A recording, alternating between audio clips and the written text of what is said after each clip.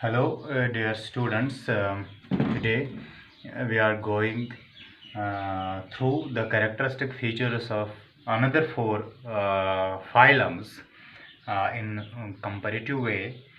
The four phylums are phylum Annelida, phylum Mollusca, phylum Arthropoda, phylum Echinodermata. These are the four phylums. Uh, and we have to learn about the characteristic features of these four phylums of uh, kingdom Animalia and the characteristic features. We will take the first one, phylum Annelida. These are known as segmented worms. Segmented worms. That means the body is divided into segments. Like earthworm, you have seen that earthworm is made of like these segments. That means the body is divided into segments like this. These are known as segments. Those animals which are having the segmented body are categorized in Annelida. That means segmented worms. Next is bilaterally symmetrical. I made it clear yesterday.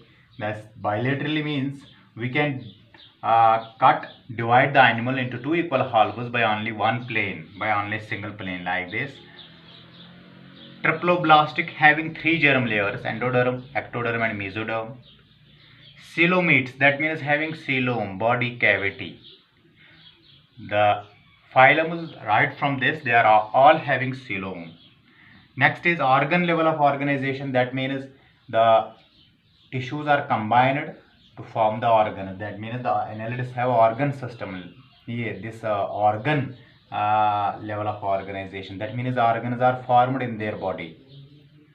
Next is found in water and land. They are both present. They can be, some of them can be present on land and some can be present in water.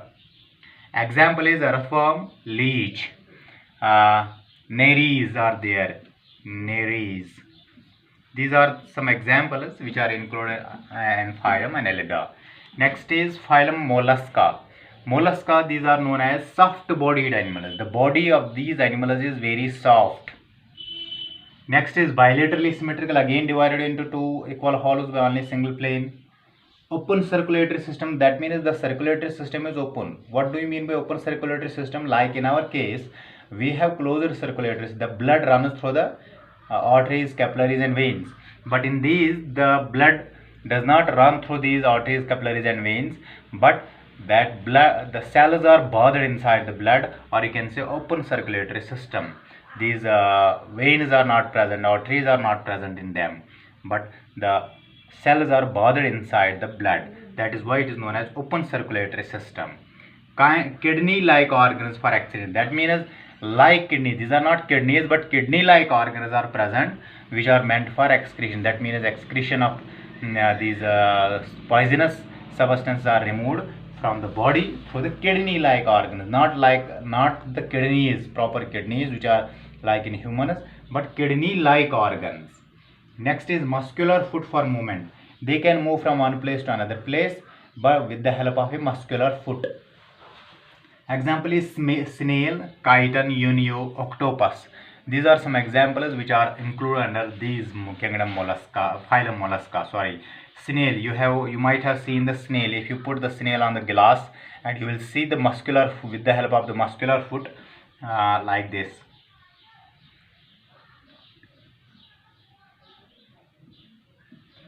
This is the snail, and this snail, when it crawls, you will see on the slide, you will see your glass slide, you will see the muscular foot through which and the snail moves from one place to another place. Next is phylum Arthropoda. Arthropoda means animals with jointed legs. Those animals which have jointed legs are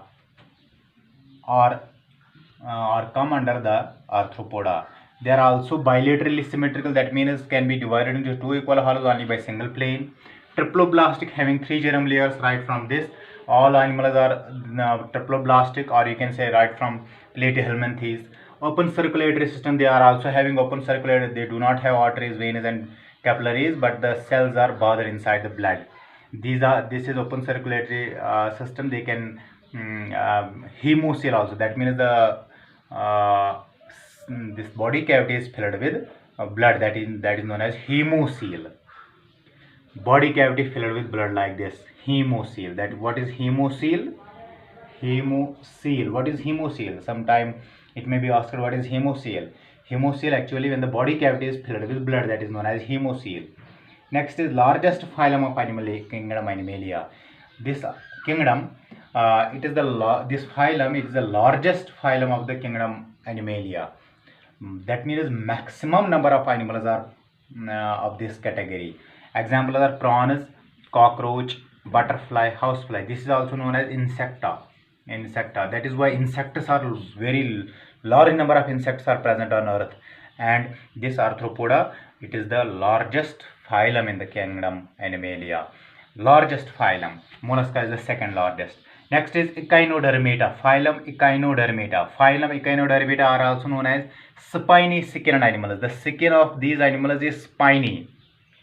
That means having spine-like structures on the skin.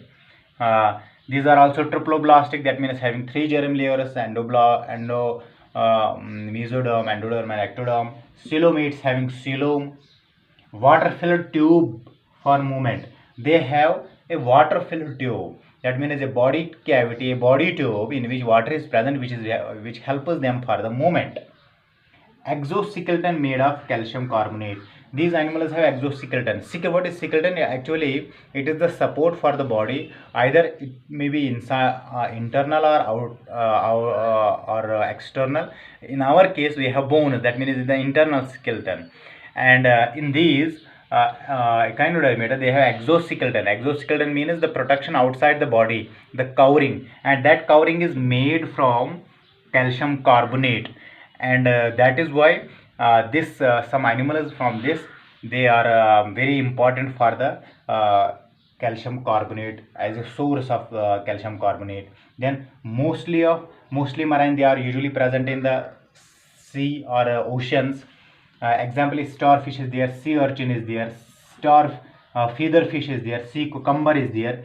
These are some examples of phylum Echinodermata. Thank you.